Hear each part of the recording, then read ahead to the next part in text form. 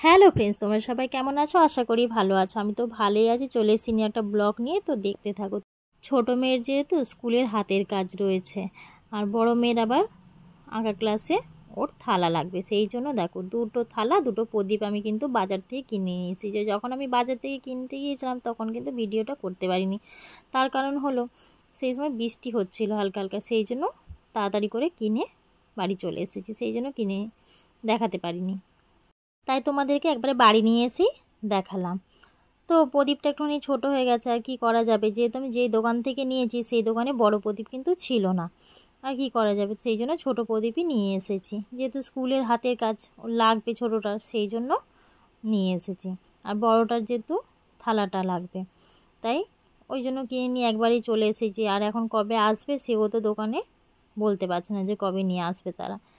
তো যাই হোক, তো দেখো আমি কিন্তু মেয়ের যেহেতু স্কুলে হাতের কাজ, সেই জন্য আমি তো ভালো করে একটু করে দিচ্ছি। তো আমি কিন্তু খুব একটা যে ভালো পারি এরকম কিন্তু নয়, তাও মোটামুটি যেটুকুনি পারি সেটুকুনি কিন্তু আমি করে দিচ্ছি মেয়েকে। তো তোমরা অবশ্যই একটু কমেন্ট করে জানাবে কেমন হচ্ছে আঁকাটা, ঠিক আছে? আমি কিন্তু আগেই বলে দিলাম যে আমি কিন্তু খুব একটা কিন্তু সেরকমভাবে কিন্তু আঁকতে পারি না, তাও চেষ্টা করলাম, ঠিক আছে? তো দেখো আমি প্রথমেই কিন্তু ভালো করে এটাই কিন্তু সাদা রং করে দিয়েছি, যাতে একটুখানি সাদার উপরে ডিজাইন করলে কিন্তু একটু বোঝা যায়, সেই জন্যই কিন্তু সাদা রংটা করে দিয়েছি। তো এটা কিন্তু সাদা রং করার পরে কিন্তু আমি 10-15 মিনিট ধরে ভালো করে কিন্তু এটা শুকিয়ে নিয়েছি, যাতে ডিজাইনটা করলে একটুখানি ভালো করে বোঝা যায়। আমি কিন্তু এখানে যে ছোট ছোট প্রদীপের মতো দেখো ডিজাইন করে দিয়েছি, ঠিক আছে? তো হলুদ আর লালে দিয়েছি, তো হলুদটা এখন মনে হচ্ছে খুব একটা ফুটছে না, তো ভাবছি একটু অন্য কালার করে দেবো।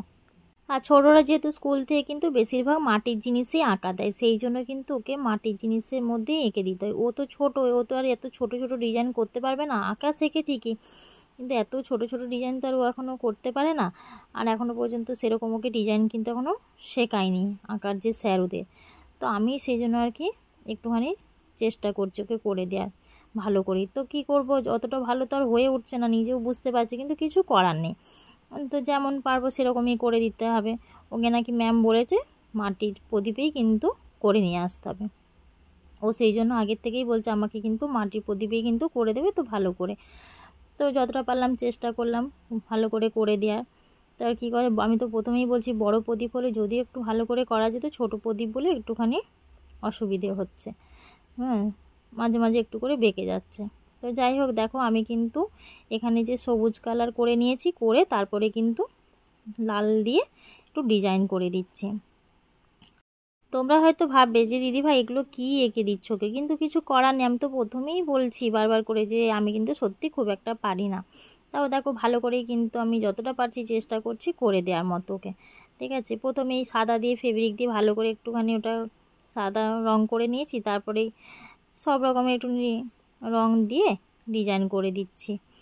তো আমার বড় মেয়ে কিন্তু ও কিন্তু ভালোই আঁকতে পারে, তো ওর কিন্তু এখনও ডিজাইন কিছু ওর স্যার কিন্তু এখনও তোলায়নি, সেই জন্য ও করতে চাইছে না। বলছে যদি একটু খারাপ হয়ে যায় তাহলে কিন্তু ওকে আবার ম্যাম বকাবকি করবে। তাই আমি ভাবলাম আমি যেমন পারি সেরকমই একটু করে দিই। তো তোমরা অবশ্যই একটুখানি কমেন্ট করে জানাবে আমার আঁকাটা কেমন হয়েছে।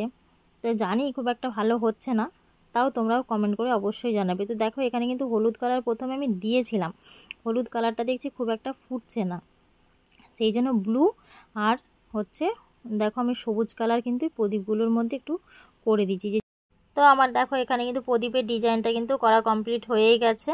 তো ভিডিওটা যদি ভালো লেগে থাকে তাহলে একটা লাইক কমেন্ট করে দিও।